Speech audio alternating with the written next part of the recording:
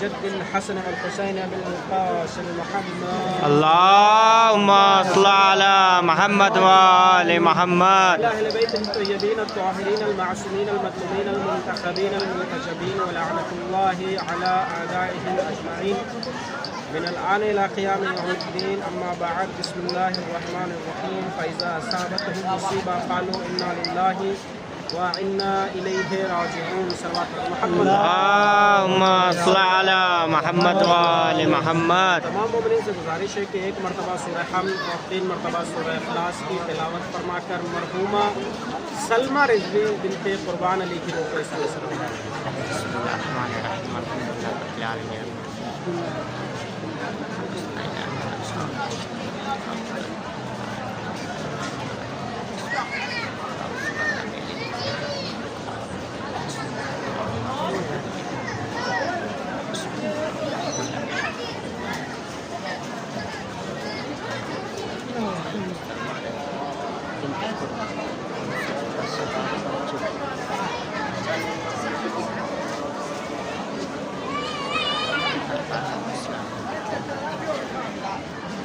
اللهم صل على محمد وآل محمد. اور بآواز بلند صلوات سے سہارا دے. اللهم صل على محمد وآل محمد.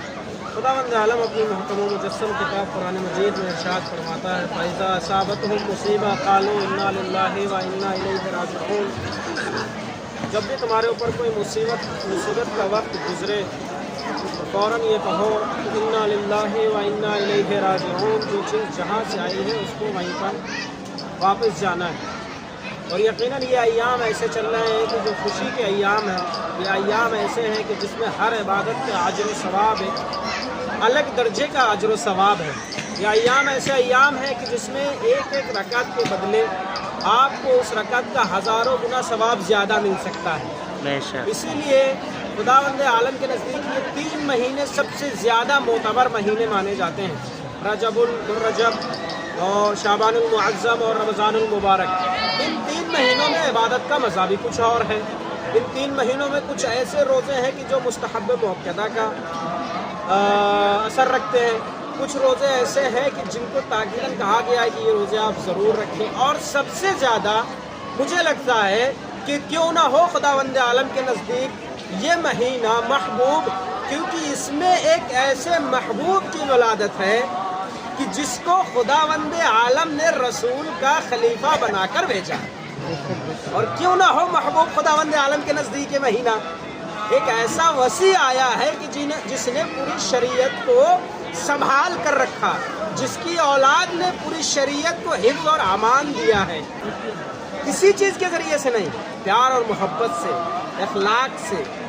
اور عزیزان محترم، جب تمام عبادتوں کا مزہ، تمام عبادتوں کا ثواب ایک اعلی درجے کا ثواب ہے، تو پھر آپ سوچئے کہ جو مجلس امام حسین علیہ السلام، ذکر اہل بیت علیہ السلام ہے، اس کا ثواب سنت رسول ہے عبادت.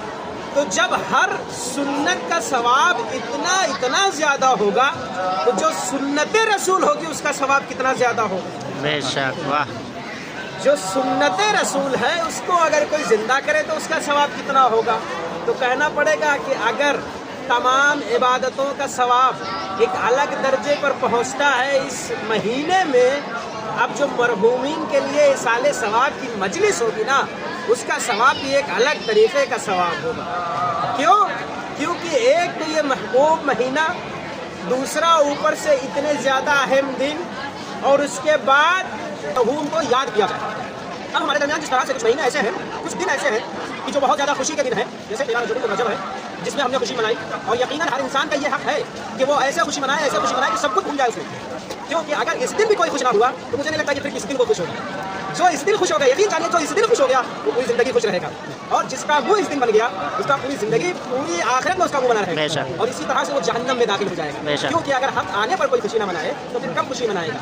ہمارے نزدیک کچھ دن ایسے ہیں کہ جو خوشی والے دن ہیں، کچھ دن ایسے ہیں جو غم کے دن بھی ہیں، کہ جیسے 25 رجب الرجب کل کے بعد شہادت امام موسیٰ کاظم علیہ السلام.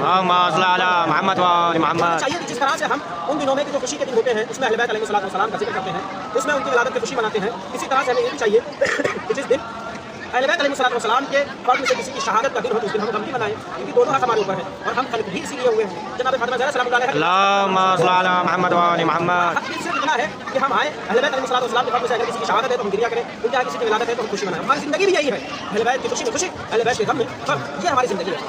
خداوند عالم کی عبادت واجب ہے، یہ عبادت ایک سنت عبادت ہے لیکن سنت مؤکدہ ہے۔ ایسی عبادت ہے کہ جس کا ثواب واجب کے برابر ہے، اور کبھی کبھار ایسا بھی ہوتا ہے کہ اس کا ثواب واجب سے بھی زیادہ بالا تک پہنچ جاتا ہے۔ جانتے ہیں کیوں؟ خداوند عالم نے نماز کو آپ کے اوپر واجب قرار دے دیا، یہ امر واجب ہے، آپ کو کرنا ہی کرنا ہے، ثواب معین ہے۔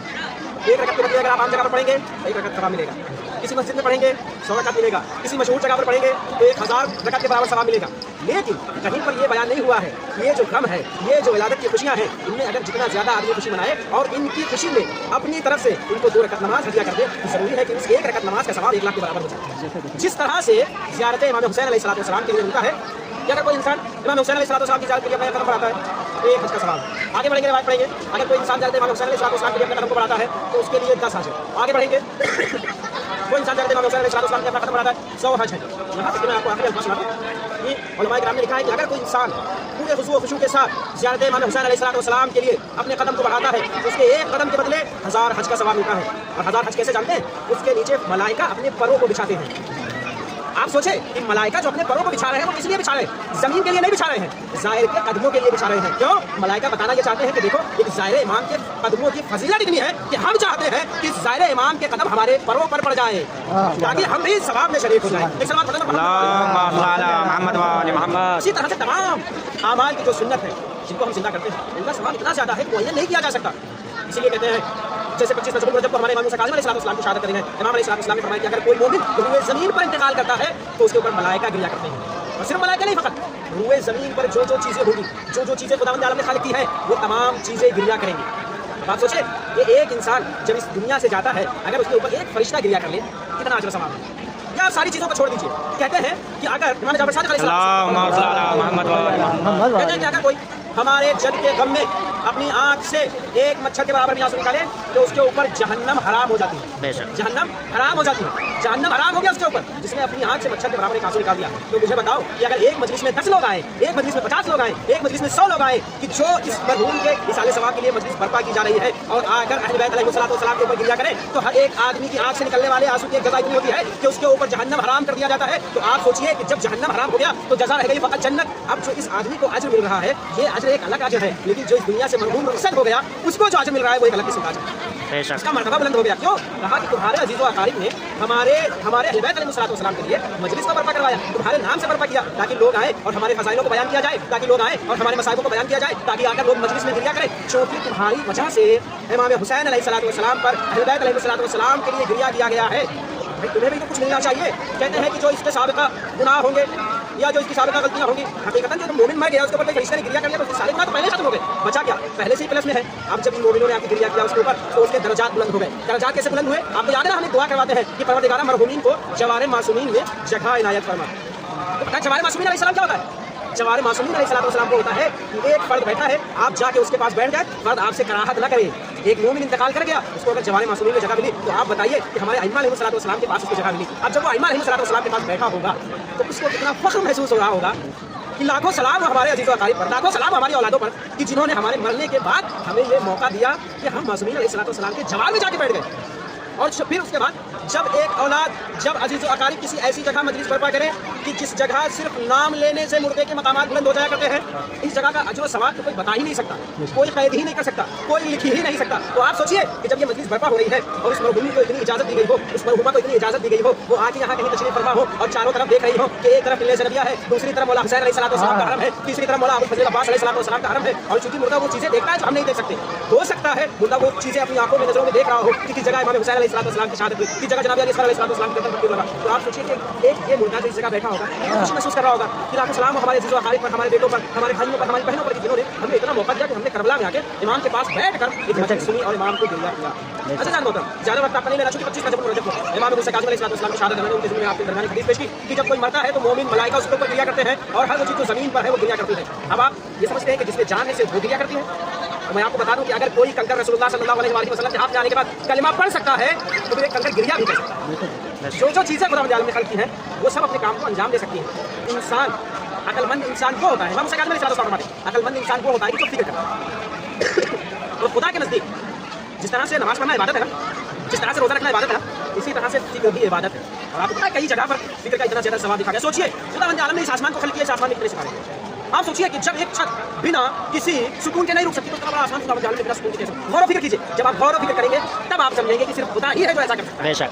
آپ سوچیں کہ جب ہم کسی چیز پر چلتے ہیں اور کسی چیز کو سپورٹ نہ دیا گیا ہو نیچے سے، تو ہو سکتا ہے گر جائے، ہو سکتا ہے مر جائے، ہو سکتا ہے ہم کو کوئی نقصان ہو جائے. تو خداوند عالم نے جس طرح سے اس زمین کو بنایا ہوگا، مثال کے طور پر آپ کے سامنے یہاں پر کوئی چیز لگا کے رکھ دی جائے، اس پر پیٹرول کو رکھ دیا جائے اور اس پر آپ سے کہا جائے چلو، تو آپ چلیں گے آہستہ آہستہ. آپ سے کہا جائے بھاگو تو آپ ڈریں گے، ڈر لگ رہا ہے کہیں گر نہ جائے. تو آپ غور و فکر کیجیے کہ یہ زمین بنی ہے، اس پر آپ کو ڈر کیوں نہیں لگتا. سوچیے کہ اب خداوند عالم نے خلق کی ہے، آپ کو یقین قابل ہے کہ آپ زمین پر چل رہے ہیں، آپ گریں گے نہیں. جب آپ کو اتنا یقین ہے کہ زمین پر چلنے سے آپ نہیں گریں گے تو آپ سوچیے کہ خداوند عالم نے اتنا عالی مرتبہ آپ کی زمین کو بنا دیا ہے کہ اس پر آپ گریں گے نہیں. آسمان کو اس طرح سے روک دیا ہے کہ وہ آپ کے اوپر آ کے نہیں گرے گا. تو آپ سوچیے کہ جو آپ کے خود کے امور ہوں گے، جو آپ کے خود کے کام ہوں گے اس دنیا میں، جن کاموں کے بارے میں آپ کو بہت زیادہ ٹینشن ہو، بہت زیادہ پریشانی، بہت زیادہ دقت ہوتی ہوگی، خداوند عالم ان کاموں میں آپ کو اکیلا کیسے چھوڑ دے گا؟ کیسے چھوڑے گا آپ کو اکیلا؟ کیونکہ ہماری غفلت یہ ہے کہ ہمارا فلانا کام ہے، پتہ نہیں ہوگا کہ نہیں. بس یہی پر دقت ہے ہمارے نزدیک، پتہ نہیں ہوگا کہ نہیں ہوگا. اگر ہمیں یقین کامل ہے خداوند عالم کے پاس فلانا کام ہے، ٹینشن ہوگا کہ نہیں؟ اللہ ہے تو ہوگا. اگر ہماری مصلحت کے لیے بہتر ہے تو ہوگا، اگر ہماری مصلحت کے لیے بہتر نہیں ہے تو نہیں ہوگا. لوگوں کو شکایت ہوتی ہے کہ بھائی فلانی جگہ پر بارش ہو رہی، فلانی جگہ کیوں نہیں ہوئی. خداوند عالم نے فلانی جگہ پر پانی برسایا، فلانی جگہ پر کیوں برسایا، جبکہ فلانے آدمی کو زیادہ ضرورت ہے، اس آدمی کو کم ضرورت ہے. ہو سکتا ہے وہاں پر پانی برسنے سے اس شخص کی ساری فصلیں برباد ہو جاتی. ہو سکتا ہے کہ اس جگہ کا خداوند عالم پانی نہ برساتا تو اس کی فصلیں برباد ہو جاتی. تو ہر کام ہماری مصلحت کے حساب سے ہوتا ہے. لیکن پھر میں امام موسیٰ کاظم علیہ السلام کے قول کو ذرا غور کر رہا ہوں. امام موسیٰ کاظم علیہ السلام فرماتے ہیں کہ اگر کسی انسان کو کامیابی چاہیے، اگر کسی انسان کو طاقتور بننا ہے لوگوں کے درمیان، اگر کوئی انسان لیڈرشپ حاصل کرنا چاہتا ہے تو سب سے پہلی چیز کیا ہے؟ سب سے پہلی چیز کیا ہے کہ وہ بھروسہ رکھے. کس پر بھروسہ رکھے؟ توکل علی اللہ. خدا پر بھروسہ ہونا چاہیے. خدا پر اگر بھروسہ نہیں ہے تو آپ کچھ نہیں کر سکتے. آپ دیکھیں نا لاکھوں کروڑوں لوگ آتے ہیں امام حسین علیہ السلام کے نزدیک، اپنے آپ کو جا کے امام حسین علیہ السلام کے ذریعے سے بوسہ دیتے کہ نہیں ہوتے، چومتے کہ نہیں چومتے، زیارتیں کرتے کہ نہیں کرتے، نماز پڑھتے کہ نہیں کرتے. اس کے باوجود بھی ہو سکتا ہے کوئی جائے بندہ اس کو شفا مل جائے، دوسرا جائے اس کو شفا نہ ملے. وجہ کیا؟ وجہ ہے کہ توکل اس طرح کا نہیں ہے جس طرح کا اس بندے کے پاس ہے. وجہ یہ ہے کہ معرفت جس طرح سے ہونی چاہیے اس طرح سے نہیں ہے. اسی طرح سے امام موسیٰ کاظم علیہ السلام کے والد محترم امام جعفر صادق علیہ السلام کہتے ہیں کہ امام حسین علیہ السلام کی زیارت کا ثواب یقیناً ہے، اور جو حدیث بیان ہوتی ہے یقیناً اسی طرح سے ہے. کہتے ہیں کہ من اتى قبر الحسین علیہ السلام کمن زار اللہ، کہ جس نے امام حسین علیہ السلام کی زیارت کی اس نے اللہ کی زیارت کی. من اتى قبر الحسین علیہ السلام کما حج ما رسول اللہ صلی اللہ علیہ وآلہ وسلم. لیکن کیسے؟ بحق معرفت ہی، امام کی معرفت رکھتے ہوئے کہ جن کا حق ہے.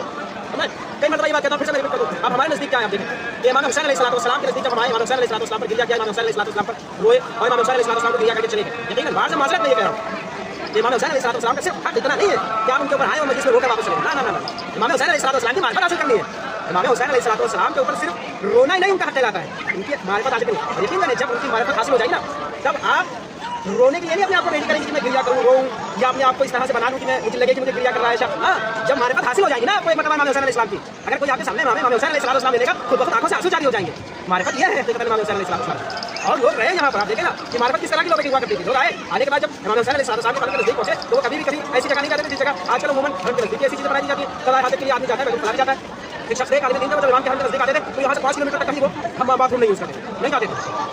اب جب وہ اس طرح سے کچھ عرصہ انہوں نے کیا نا، ان کو دیکھیں قوت کس طرح کیا تھا. ان کو بتا کہ جب بھی وہ حرم آتے تھے 1 ہفتہ رہے، 10 دن رہے، 1 مہینہ رہے، 1 سال رہے، ان کو کبھی بھی بیت الخلاء کی حاجت محسوس نہیں ہوتی. یہ روحانیت ہے.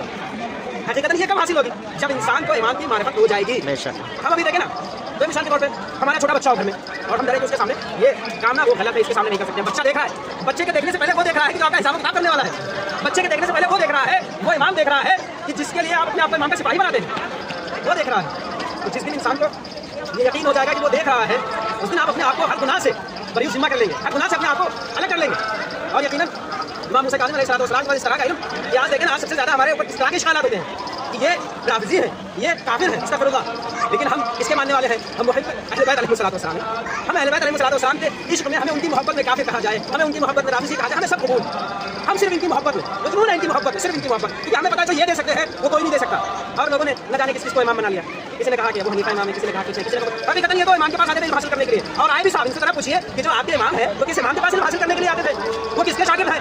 پاکستان یہی کہیں گے کہ ہمارے امام ابو حنیفہ جو ہے وہ شاگرد ہیں امام جعفر صادق علیہ السلام کے. صلی اللہ زیادہ ہو رہا ہے، شاگرد ہیں ان کے. تو آپ شاگردوں کی اتباع کرتے ہیں، استادوں کی اتباع کرتے ہیں. استاد کے پاس علم زیادہ ہوگا، شاگرد کے پاس علم زیادہ ہوگا. شاید نہیں ہے شیعوں کے خلاف. کیوں؟ تو ساری چیزیں اہل بیت علیہ السلام سے متمسک ہیں. اہل بیت علیہ السلام سے سارا لینا دینا، کیونکہ ان کو پتا ہے کہ یہ اہل بیت کی محبت میں مر بھی سکتے ہیں اور مار بھی سکتے ہیں. تو آپ دیکھیں نا پھر یہ مسئلہ ہوا کہ آنے کے بعد ابو حنیفہ کے شاگرد کی چلو امام موسیٰ کاظم علیہ السلام سے کچھ سوال پوچھتے ہیں اور ایسے کٹھن سوال پوچھیں گے کہ امام علیہ السلام نے جواب نہ دے سکے. آنے کے بعد جیسے ہی تشریف فرما دے انہوں نے سلام کیا, انہوں نے کہا وعلیکم السلام. امام علیہ السلام نے فوراً جو خادم تھا اس کی ڈیوٹی بدلنے والی تھی, آنے کے بعد کہنے لگا کہ آپ اگر آپ کو کچھ چاہیے ہو تو میں صبح واپس آؤں گا, آپ کے لیے لیتا ہوا آؤں گا, آپ مجھے بتا دیں. امام علیہ السلام نے فرمایا نہیں مجھے کسی چیز کی حاجت نہیں ہے. وہ چلا گیا. امام علیہ السلام نے ابو حنیفہ کے شاگردوں سے کہا دیکھا ان کو یہ نہیں پتا ہے کہ میں صبح زندہ رہوں گا کہ نہیں رہوں گا, اور یہ دیکھنا صبح تک یہ زندہ نہیں رہے گا. کہتے ہیں کہ جب انہوں نے یہ سنا ابو حنیفہ کے شاگردوں نے تو اٹھ کے بھاگ گئے اور راستے میں باتیں کرنے لگے اور کہنے لگے کہ ہم تو ان سے حلال اور حرام کے بارے میں دریافت کرنے آئے تھے, انہوں نے تو موت زندگی کے فیصلے کر دیے یہاں. تو بھاگے فوراً اور جا کے دریافت کیا دوسرے دن صبح. کہنے لگے کہ فلاں شخص رات میں ڈیوٹی کر کے واپس آ رہا تھا, حادثے میں اس کا انتقال ہو گیا, وہ مر گیا اس دنیا سے. یہ پھر امام موسیٰ کاظم علیہ السلام کے بعد واپس آئے اور آ کے کہنے لگے کہ ہم تو آپ سے حلال اور حرام کے بارے میں دریافت کرنے کے لیے آئے تھے, آپ نے تو موت اور زندگی کے فیصلے ختم کر دیے یہاں پر. یہ آپ نے علم لیا کہاں سے؟ اچھا یہ لوگ علم لیتے ہیں, دیتے لیتے کسی طرح کا علم نہیں ہے اور نہ خود عمل کبھی کرتے ہیں. تو آنے کے بعد کہنے لگے یہ علم آپ کے پاس کہاں سے آیا؟ انہوں نے کہا یہ علم میرے جد امجد رسول اللہ صلی اللہ علیہ وآلہ وسلم سے مجھے ملا ہے, اور صرف یہ ہمارے لیے مخصوص ہے. اس طرح کے امام علیہ السلام. اور آپ دیکھیں کہ یہ کوئی نئی چیز, نئی بات, نیا زمانہ نہیں ہے کہ جس میں شیعوں کو قتل کرنے کے بعد پھینک رہے ہیں لاشوں کو, شیعوں کے سر قلم کر رہے ہیں, کوئی نئی بات نہیں ہے. امام علیہ السلام کی شہادت کے منظر آپ دیکھیں نا کہ کس طرح سے زنجیر اور بیڑی میں امام علیہ السلام کو قید کیا ہوا, اور جب امام علیہ السلام کی شہادت واقع ہو گئی تو زندان سے لاشیں کو نکال کر پل بغداد پر لاشیں کو رکھ دیا گیا. آپ دیکھیں نا آج کے زمانے میں کون ایسا ہوتا ہے, اگر کسی غیر کا بھی لاشا ہوتا ہے نا تو لوگ مدد کرتے ہیں, بھائی مر گیا ہے انسان, اس کو ذرا قبرستان تک پہنچوا دے. اگر دشمن بھی ہوتا ہے نا وہ بھی لاشے میں آ کے مدد کرتا ہے, کاندھا دیتا ہے کہ مرنے والا چلا گیا. لڑائی جھگڑے یہ دنیا تک تھے, لیکن امام علیہ السلام کی شہادت کا منظر آپ دیکھیں نا کہ شہادت ہوئی اور قید خانے میں جو لوگ بیٹھے ہوا کرتے تھے, ڈیوٹی دیا کرتے تھے, انہوں نے امام موسیٰ کاظم علیہ السلام کے لاشے کو اٹھایا اور اٹھانے کے بعد پل بغداد پر لا کر رکھ دیا. امام علیہ السلام کے چاہنے والے آئے اور آنے کے بعد امام موسیٰ کاظم علیہ السلام کو اس نے کفن دیا, اور دینے کے بعد کہتے ہیں کہ 2500 کا کفن دیا. 2500 کی بہت قیمت ہوا کرتی تھی, اتنا غالی کفن دیا. اور امام رضا علیہ السلام اپنے اعجاز کے ذریعے سے قبرستان پہنچے اور نماز جنازہ پڑھائی, تدفین ہوئی. میں دست ادب کو جوڑ کر امام علیہ السلام سے یہ کہوں گا کہ مولا یقیناً آپ کے اوپر بہت ظلم و ستم ہوئے, اور اس طرح سے ظلم و ستم آپ کے اوپر کیے گئے کہ آپ کے لاشے کو پل بغداد پر رکھ دیا گیا, لیکن مولا آپ کا لاشا دفن تو ہوا نا, مولا آپ کے لاشے کو غسل تو دیا گیا نا, مولا آپ کے چاہنے والے تو موجود تھے نا, مولا آپ کے بیٹے نے آ کر نماز جنازہ تو آپ کو پڑھائی, لیکن مولا ذرا دیکھیے کہ جس جگہ کربلا کے میدان میں اس وقت ہم موجود ہیں اس جگہ ہمارا تیسرا امام حسین علیہ السلام شہید کیے گئے, لیکن بیٹے کو اتنی اجازت نہیں تھی کہ وہ باپ کی نماز جنازہ پڑھا سکے. مولا ایسا چاہنے والا کوئی موجود نہ تھا کہ جو امام حسین علیہ السلام کے لاشے کو اٹھا سکے, تدفین کر سکے. مولا آپ بہت خوش نصیب تھے کہ آپ کو ساری چیزیں مہیا بھی تو ہوئیں, لیکن ہمارے امام حسین علیہ السلام کو کچھ بھی نہ مہیا ہوا.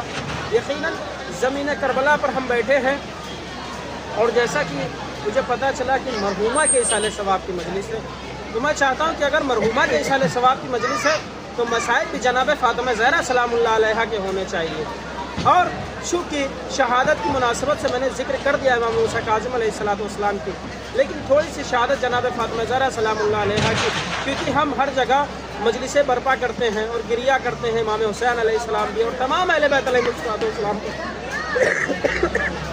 لیکن میں چاہتا ہوں کہ ایک بیٹے کے سامنے اس کی ماں کا ذکر کیا جائے, ایک بیٹے کے سامنے اس کی ماں کا ذکر کیا جائے. جس طرح سے یہ آپ دیکھیں نا نٹیل زینبیہ ہے، کس طرح سے جناب زینب سلام اللہ علیہ اس جگہ موجود تھی، اور جب یہاں سے واپس گئی تو جناب زینب سلام اللہ علیہ کی کمر خمیدہ ہو چکی تھی۔ اب جناب زینب سلام اللہ علیہ کے پاس جناب فاطمہ زہرا سلام اللہ علیہ جب دربار سے واپس آ کر بیٹھی، اور خدا کی قسم میں رک کر ایک جملہ کہتا ہوں، مجھے کسی سے کوئی لینا دینا نہیں ہے، کون ہمارا قریبی ہے، کون ہم سے دوستی رکھتا نہیں رکھتا، میں ہر اس انسان سے صرف ایک سوال کرتا ہوں کہ مجھے یہ بتا دو، میں نہیں پوچھتا کہ تم کون سے مذہب میں ہو، کون سا دین تمہارا ہے، کون سا کیا ہے، میں صرف تم سے اتنا پوچھتا ہوں کہ اگر تم حق کے ماننے والے ہو تو مجھے اتنا بتا دو کہ جناب فاطمہ زہرا سلام اللہ علیہ دربار گئی تھی کہ نہیں گئی تھی۔ کچھ عرصہ پہلے میں نے ایک دیوبندی سے سوال پوچھا، میں نے کہا مجھے آپ سے کوئی سوال نہیں پوچھنا، مجھے بس اتنا سا پوچھنا ہے کہ آپ اتنا بتا دو کہ جناب فاطمہ زہرا سلام اللہ علیہ دربار گئی تھی کہ نہیں گئی تھی۔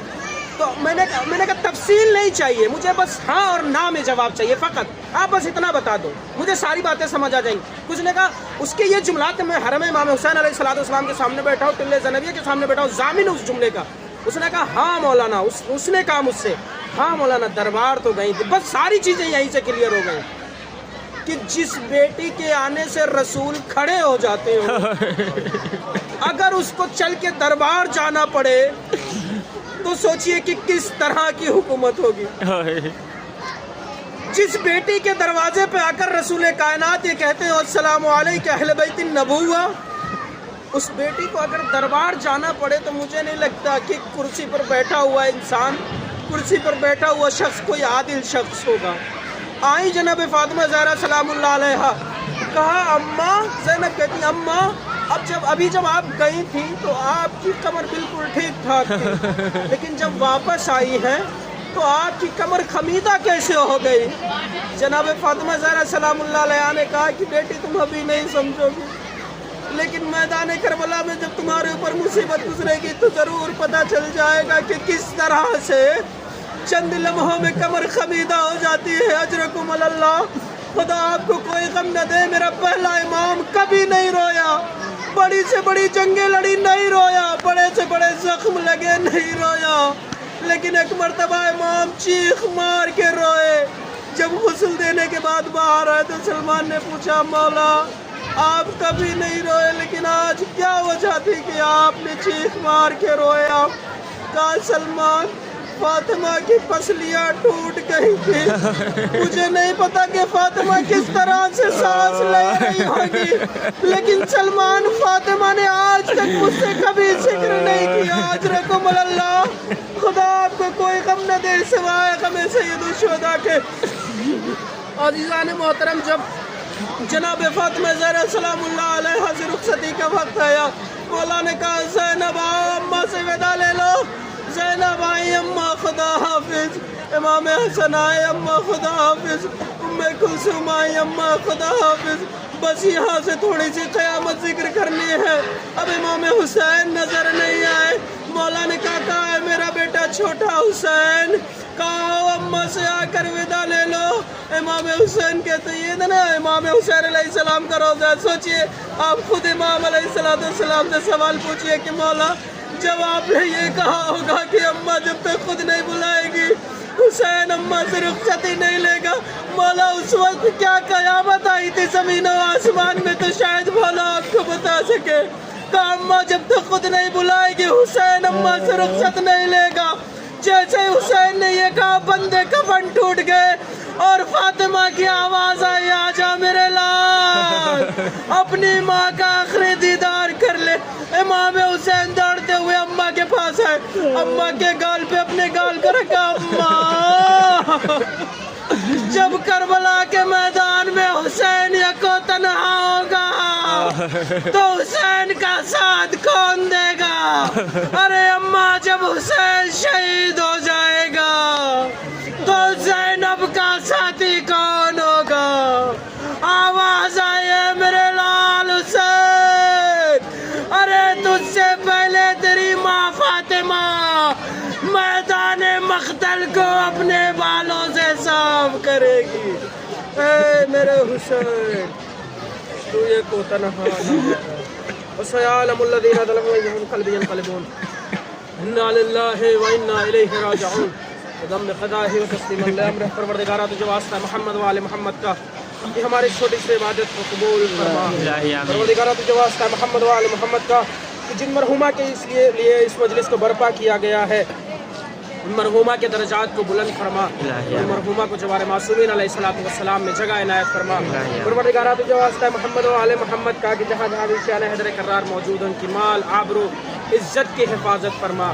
پروردگارہ تجھے واسطہ ہے محمد و آل محمد کا کہ جن لوگوں نے ہم سے دعاؤں کے لیے کہا ان کی دعاؤں کو مستجاب فرما، جو بیمار ہیں ان کو شفائے کاملہ و عاجلہ عنایت فرما، جو اس دنیا سے رخصت ہو گئے ہیں ان کی مغفرت فرما، ان کے جوار معصومین علیہ الصلوۃ والسلام میں جگہ عنایت فرما۔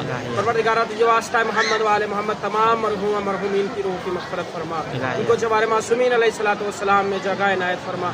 اور اب تمام مومنین سے دعا کی گزارش ہے تمام مومنین کے لیے کہ جن لوگوں نے دعاؤں کے لیے کہا ہے، خصوصاً وہ لوگ کہ جو بیمار ہیں، خصوصاً یہاں پر جو موجود ہیں، ان کے دلوں کی جو حاجتیں خداوند عالم بحق امام حسین علیہ الصلوۃ والسلام پوری فرمائے، اور جو بھی حاجتیں تمام مومنین کے ہیں خداوند عالم ان کو پورا فرمائے۔ اور جناب ایک صاحب ہے میر تقی علیہ عبدی صاحب اور ان کی فیملی کو خداوند عالم اپنی حفظ و امان میں رکھے، اور ان کے تمام مرحومین کو جوار معصومین علیہ الصلوۃ والسلام میں جگہ عنایت فرمائے۔ موجودہ حاضرین مجلس جو بھی ہیں خداوند عالم ان کے تمام مرحومین کے جوار معصومین علیہ الصلوۃ والسلام میں جگہ عنایت فرمائے، تمام مرحومین کی مغفرت فرمائے انشاءاللہ۔ اور جو بھی فیملی میں آبا و اجداد خداوند عالم ان کو طویل حیات عنایت فرمائے، اگر بیمار ہیں تو ان کو شفاء کاملہ و عاجلہ عنایت فرمائے، خصوصاً جن کے والدین اس دنیا میں حیات خداوند عالم ان کو حیات طویل عنایت فرمائے، اور اگر انہوں نے ابھی تک زیارت امام حسین علیہ الصلوۃ والسلام نہیں کی تو خداوند عالم امام حسین علیہ الصلوۃ والسلام کی زیارت سے ان کو مشرف فرمائے۔ پروردگارہ تجھے واسطہ ہے محمد و آل محمد کا کہ دنیا بہت ظلم و جور سے بھر چکی ہے، ہمارے امام زمانہ عجل اللہ تعالیٰ فرج و شریف کے دحور میں تعجیل فرما، ان کے آوان و انصار میں شمار عنایت فرما۔ ربنا تقبل منا انک انت السمیع العلیم، ایک مرتبہ سورہ حمد اور 3 مرتبہ سورہ اخلاص کی تلاوت فرما کر مرحومہ سلمہ رضوی بنت قربان علی کی روح کو اصالہ ثواب فرما۔